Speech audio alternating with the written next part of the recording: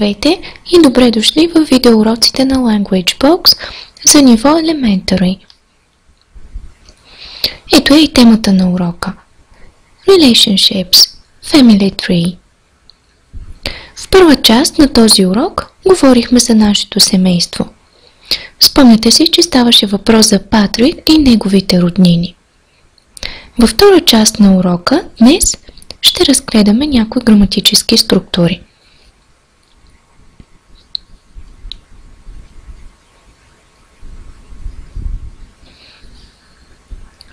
Днес ще говорим за различни видове местоимения и начини за изразяване на притежание. Нека най-напред започнем с притежанието. Да погледнем глаголите, които се появяват най-отгоре, а именно have got и has got. И двата превеждаме като имам. По значение те не се различават от глагола have и неговата друга форма has. Могат да бъдат използвани като синоними. Ето тук долу са посочени кратките форми на глаголите have got и has got. Освен с помощта на пълнозначен глагол, като have или have got, притежание на английски можем да изразим и с помощта на апостроф и буква S. Те се поставят на края на име или съществително.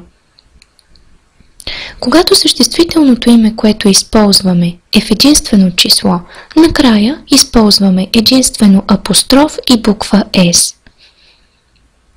Когато обаче съществителното име се появява в множествено число, поставяме единствено апостроф накрая.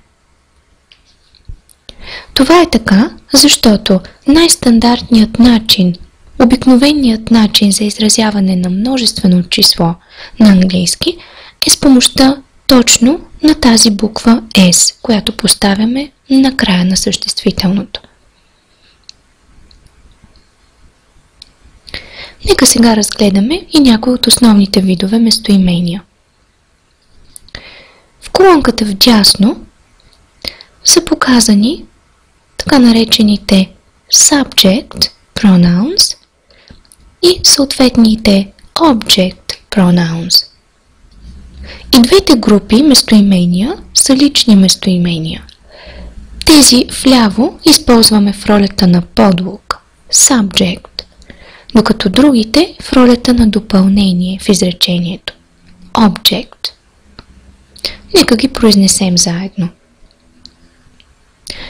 I, аз. You, ти или вие. He, той. She, тя. It, то. We, ние. They, те. И съответните лични местоимения в ролята на допълнение. Me, мен, на мен. You, теб, на теб. Или вас, на вас, за множествено число. Him, него, на него. Her, нея, на нея. It, него, на него. Us, нас, на нас. Them, тях, на тях. Нека разгледаме няколко примера, в които участват местоимения както от едната, така и от другата група. Те ще ни помогнат да направим разликата между тях.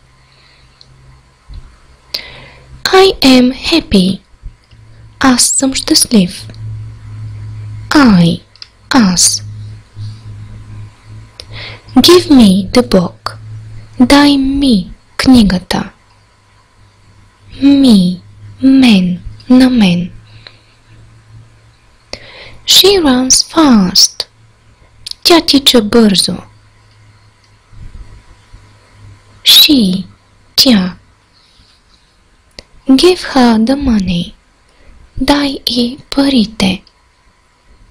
Her, нея, на нея. He lives in Long Beach. Той живее в Long Beach. He, той. Julia lives close to him. Джулия живее близо до него.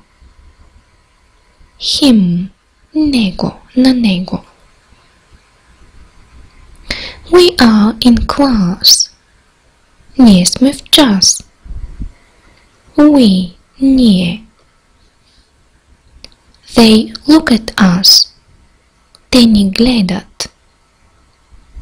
Us, нас, на нас. You are very good. Ти си много добър. Или вие сте много добри за единствено и множествено число. You, ти или вие. Thank you. Благодаря ти. Благодаря ви. You. Теб, на теб, за единствено число. Или вас, на вас, за множествено. И последната двойка примери. They work at the college. Те работят в колежа.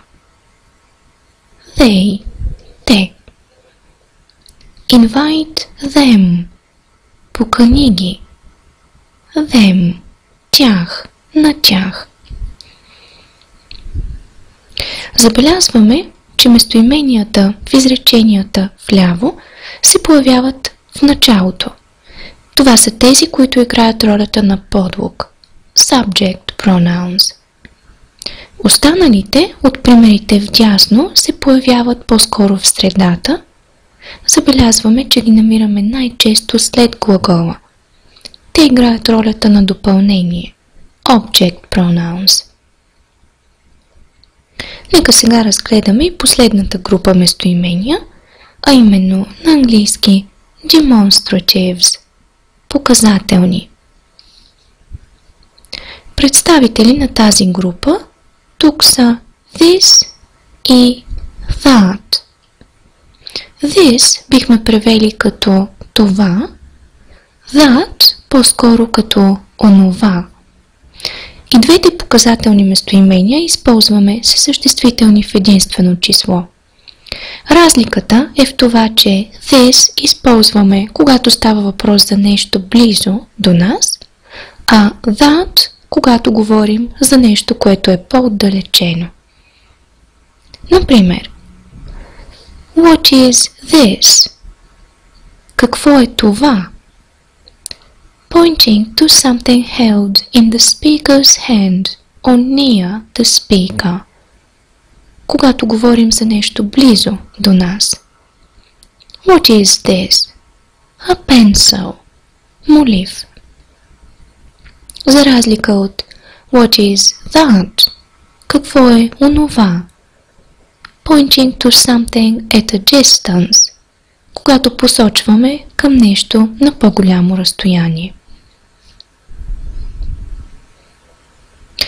Нека погледнем и примерът под снимката с израз, който се появи в текста за Патрик.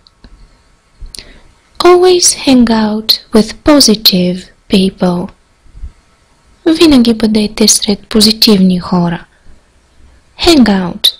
В по-разговорен вариант мотая се, шляя се с някой. Нека сега се върнем към граматическите упражнения.